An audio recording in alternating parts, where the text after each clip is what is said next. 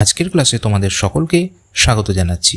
আজকের ক্লাসে আমরা পড়ব ক্লাস 8-এর লেসন 10 রোয়াল্ড ডাল রচিত তার আত্মজীবনীমূলক গল্প টেলস অফ চাইল্ডহুডের পার্ট 2 অংশটি। তোমরা যারা এখনও পার্ট 1 অংশটি দেখোনি, তোমরা আমার চ্যানেলে ভিজিট করে প্রথমে পার্ট 1 অংশটি দেখে নিও। তো চলো আজকের এই ক্লাসটি শুরু করা যাক। Let's continue. ইন 1920 সালে when I was still only 3, যখন আমার বয়স ছিল কেবলমাত্র 3 বছর। এখানে আমি বলতে কার কথা বলা হচ্ছে? এখানে আমি বলতে রোয়াল্ড ডাল তিনি তার নিজের কথা বলছেন যে 1920 সালে যখন তার বয়স ছিল মাত্র 3 বছর, মাই মাদার্স এল্ডেস্ট চাইল্ড, আমার মায়ের সব থেকে বড় সন্তান, মাই ওন সিস্টার অ্যাস্ট্রি, আমার নিজের বোন অ্যাস্ট্রি, ডাইড ফ্রম অ্যাপেন্ডিসাইটিসে মারা গিয়েছিল। আমরা পার্ট 1-এ পড়েছিলাম রোয়াল্ড ডাল তিনি তার জীবনের কিছু কিছু ভালো মুহূর্তগুলো আমাদের সঙ্গে শেয়ার করেছিলেন, কিন্তু পার্ট 2 শুরু হওয়ার সঙ্গে সঙ্গেই আমরা দেখতে পাচ্ছি যে রোয়াল্ড ডাল তিনি তার বড় বোন মানে তার দিদি অ্যাস্ট্রিকে হারালেন। অ্যাস্ট্রি মারা গিয়েছিল। অ্যাস্ট্রি কিসের জন্য মারা গিয়েছিল? একটি অসুখ, সেই অসুখটির নাম হচ্ছে অ্যাপেন্ডিসাইটিস। অ্যাপেন্ডিসাইটিস হওয়ার জন্য অ্যাস্ট্রি মানে রোয়াল্ড ডালের বোন মানে দিদি সে মারা গিয়েছিল। তো এখানে অ্যাপেন্ডিসাইটিস অসুখটা কেমন অসুখ যে এই অসুখে মারা গিয়েছিল? বর্তমানে যদি কারো অ্যাপেন্ডিসাইটিস হয় এটাতে কিন্তু মানুষ মারা যায় না, যদি সঠিক সময়ে ট্রিটমেন্ট হয় তাহলে মানুষ কিন্তু বেঁচে যায় এবং স্বাভাবিক জীবনযাপন করতে পারে। কিন্তু সেই প্রাচীনকালে পুরনো সময়ে অ্যাপেন্ডিসাইটিসের জন্য কোনো রকম চিকিৎসা ছিল না অ্যাভেলেবেল, যার কারণে অ্যাস্ট্রি মারা গিয়েছিল। তো অ্যাপেন্ডিসাইটিস এটা কেমন ধরনের অসুখ সে সম্পর্কে একটু 2-4 কথা বলে দিই। যে আমাদের শরীরে পেটের মধ্যে একটি ছোট্ট অর্গ্যান আছে, সেটিকে বলা হয় অ্যাপেন্ডিক্স। কোনো কারণে যদি অ্যাপেন্ডিক্সে ইনফেকশন হয়, ইনফ্লামেশন হয়, তাহলে সেই অ্যাপেন্ডিক্স ফুলে যায় এবং ফুলে গিয়ে তীব্র যন্ত্রণা হয় এবং সেই অ্যাপেন্ডিক্স ফেটেও যেতে পারে যদি সঠিক সময়ে ট্রিটমেন্ট না করা যায়। আর যদি অ্যাপেন্ডিক্স ফেটে যায় তাহলে মানুষের মৃত্যু অবধারিত। তো সেই অ্যাপেন্ডিক্স ফেটে যাওয়ার আগেই তাকে যদি ডাক্তারের কাছে নিয়ে যাওয়া হয়, তাকে এমার্জেন্সিতে নিয়ে যাওয়া হয় হসপিটালে এবং ডাক্তার সার্জারি করে, অপারেশন করে যদি সেই অ্যাপেন্ডিক্সটাকে কেটে বাদ দিয়ে দেয় তাহলে মানুষটা কিন্তু সুস্থ হয়ে যায়। কিন্তু তখনকার সময়ে অ্যাপেন্ডিক্সের এই সমস্ত অসুখের জন্য কোনো রকম ট্রিটমেন্ট তখন অ্যাভেলেবেল ছিল না, যার দুর্ভাগ্যজনকভাবে রোয়াল্ড ডালের দিদি অ্যাস্ট্রি সে কিন্তু অ্যাপেন্ডিসাইটিস রোগে মারা গিয়েছিল। তারপরে কি হলো? C was 7 years old when she died, তার বয়স ছিল 7 বছর যখন সে মারা গিয়েছিল। আহারে, মাত্র 7 বছর বয়সে অ্যাস্ট্রি অ্যাপেন্ডিসাইটিস রোগে মারা গিয়েছিল। খুব দুর্ভাগ্যের ব্যাপার, শুনে খুব খারাপ লাগছে।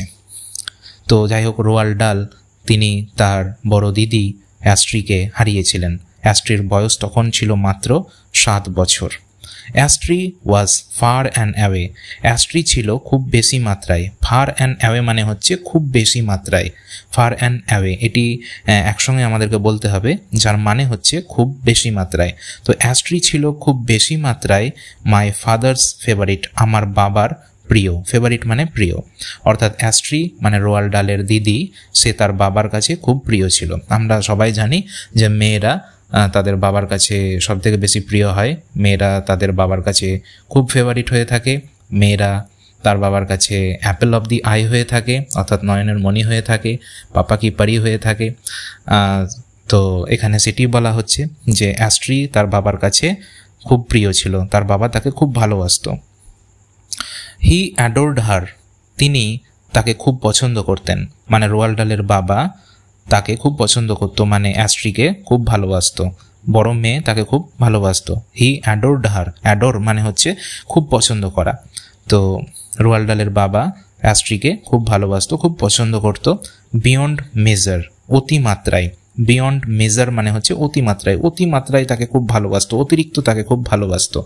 অ্যান্ড হার সাডেন ডেথ, এবং তার হঠাৎ মৃত্যু, লেফট হিম লিটারেলি স্পিচলেস, তাকে সোজাসুজি নির্বাক করে দিয়েছিল ফর ডেজ আফটারওয়ার্ডস, কয়েকদিন পরেই। অর্থাৎ অ্যাস্ট্রি মারা যাওয়ার পর তার বাবা প্রচণ্ড দুঃখে কাতর হয়ে পড়েছিলেন, প্রচণ্ড কষ্ট পেয়েছিলেন, কারণ অ্যাস্ট্রি হচ্ছে তার বড় মেয়ে, বড় সন্তান, আর অ্যাস্ট্রিকে সে প্রচণ্ড ভালোবাসত।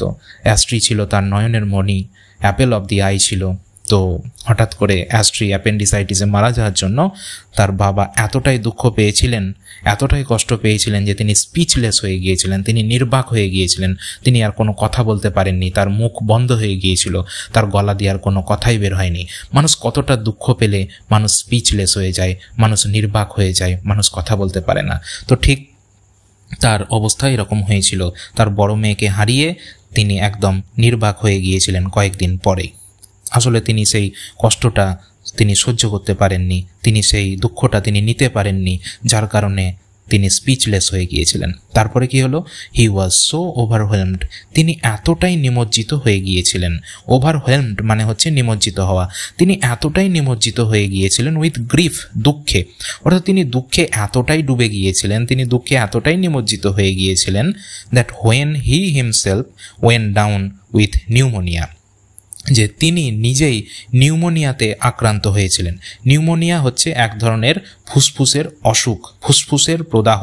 তো তিনি নিজেও নিউমোনিয়াতে আক্রান্ত হয়েছিলেন, অর্থাৎ তিনি দুঃখে এতটাই কাতর হয়ে গিয়েছিলেন, তিনি দুঃখে এতটাই ব্যথা পেয়েছিলেন তার মেয়ের মৃত্যুতে, যে তার নিজেরও কয়েকদিন পরে নিউমোনিয়া হয়ে যায়। A month or so afterwards, 1 মাস অথবা তার কয়েকদিন পরেই তিনি নিউমোনিয়াতে আক্রান্ত হন। আফটারওয়ার্ডস মানে হচ্ছে পরে। তো 1 মাস অথবা ঠিক তারপরেই তিনি নিউমোনিয়াতে আক্রান্ত হলেন। খুব দুঃখের ব্যাপার। He did not much care whether he lived or died, তিনি আর কোনো কেয়ার করেননি, তিনি আর কোনো পরোয়া করেননি যে তিনি বাঁচবেন না মরে যাবেন। অর্থাৎ এখানে প্রচণ্ড দুঃখ কষ্টের বিষয়টি এই লাইনটাতে তুলে ধরা হয়েছে, যে এখানে রোয়াল্ড ডালের বাবা তিনি দুঃখে এতটাই কাতর হয়েছিলেন, তিনি তো নিউমোনিয়াতে আক্রান্ত হলেন এবং তাকে হসপিটালে বা ডাক্তারের কাছে নিয়ে যাওয়া হলো, কিন্তু তিনি নিজেই আর বাঁচতে চান না, তিনি নিজেই আর তার মধ্যে বেঁচে থাকার যে আশা সেটি নেই। অর্থাৎ তিনি এতটাই আশাহত হয়েছেন, তিনি এতটাই দুঃখ পেয়েছেন তার মেয়ের মৃত্যুতে, যে তিনি আর বাঁচতেই চান না। তো সেটাই বলা হচ্ছে এই লাইনে, যে তিনি বেঁচে থাকেন বা তিনি মারা যান, তিনি কোনোই কেয়ার করেননি, তিনি কোনো পরোয়া করেননি। আমি মরি বা বাঁচি, আমি কিছুই পরোয়া করি না। অর্থাৎ তিনি মন থেকে প্রচণ্ড ভেঙে পড়েছিলেন তার মেয়ের মৃত্যুতে, সেটাই এখানে বলা হচ্ছে।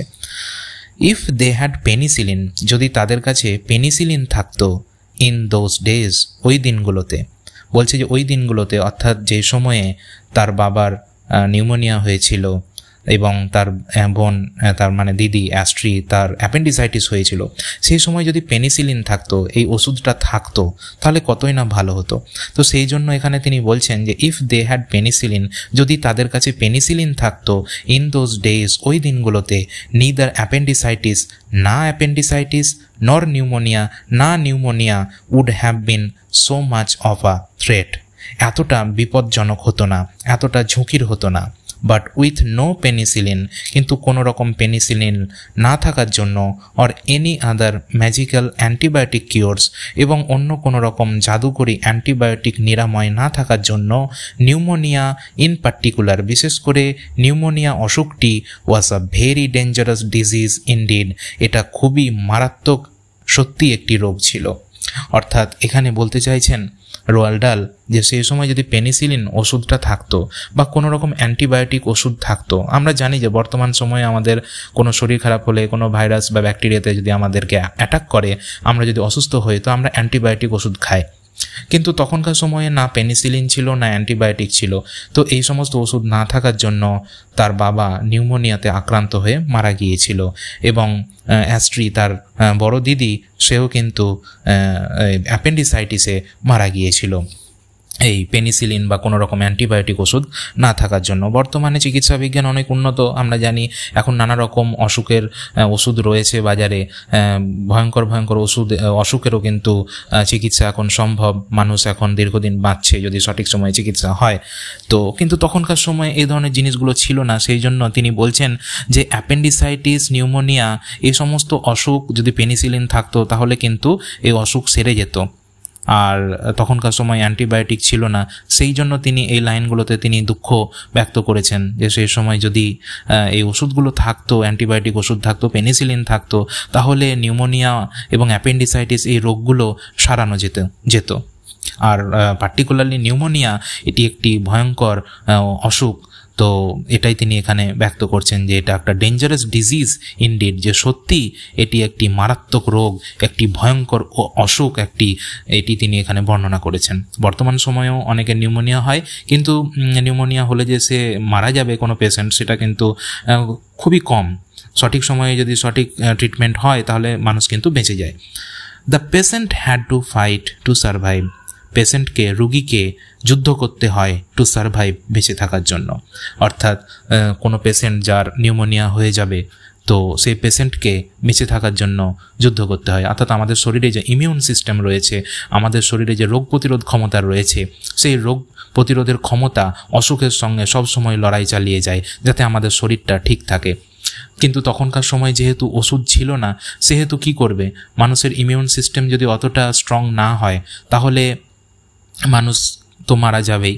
তো এখানে সেটাই বলা হচ্ছে, the patient had to fight to survive, পেশেন্টকে বেঁচে থাকার জন্য লড়াই করতে হতো, যুদ্ধ করতে হতো।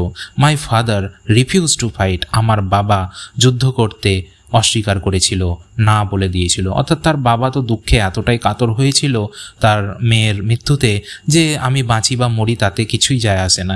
অর্থাৎ তার মনে বাঁচার ইচ্ছেটুকুও ছিল না, সেই জন্য তার বাবা যুদ্ধ করতে অস্বীকার করেছিল। অর্থাৎ তার বাবার বেঁচে থাকার আর কোনো ইচ্ছে ছিল না।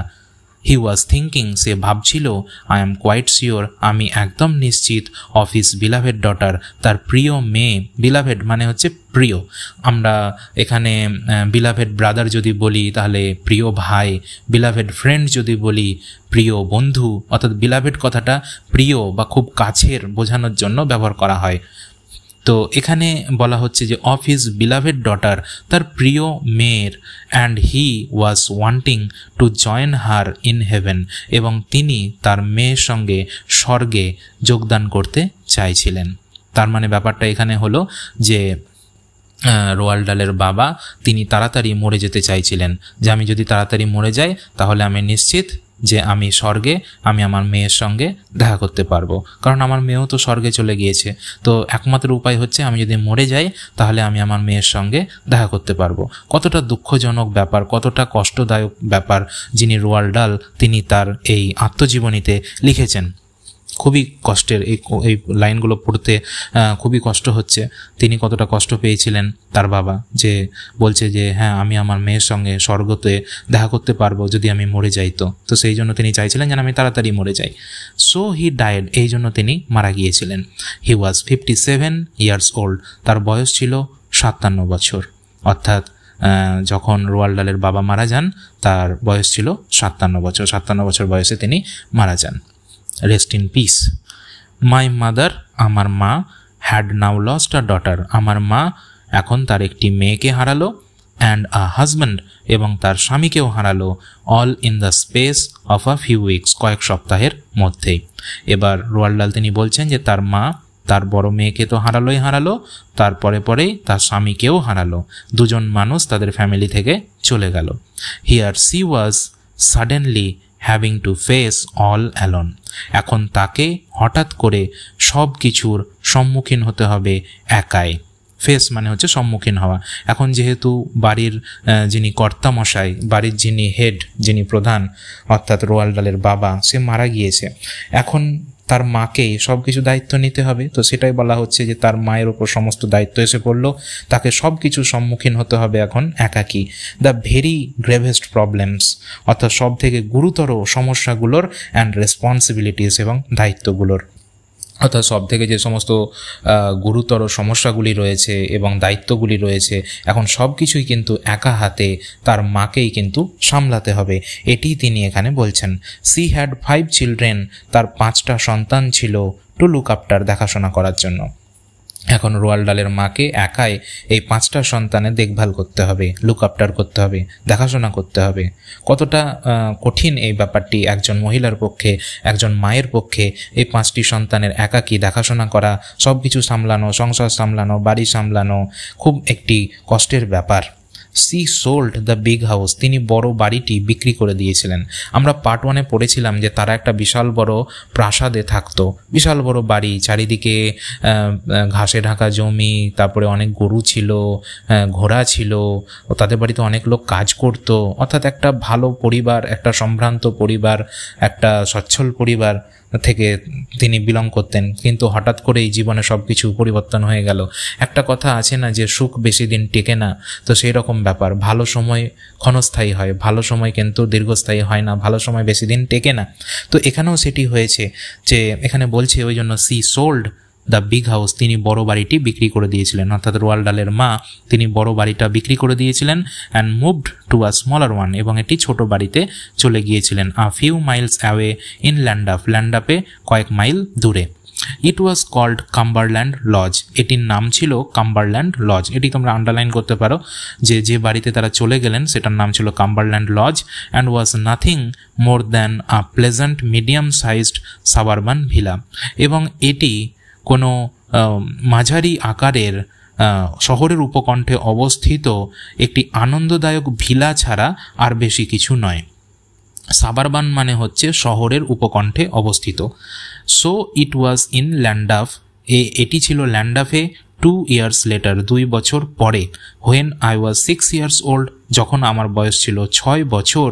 এখানে রোয়াল্ড ডাল তিনি তার নিজের কথা বলছেন যে আমার বয়স যখন ছিল 6 বছর, that I went to my first school, আমি আমার প্রথম বিদ্যালয়ে গিয়েছিলাম। অর্থাৎ রোয়াল্ড ডালের বয়স যখন 6 বছর ছিল তখন তিনি প্রথম বিদ্যালয়ে যোগদান করেন, তিনি একজন স্টুডেন্ট হিসেবে বিদ্যালয়ে প্রবেশ করেছিলেন।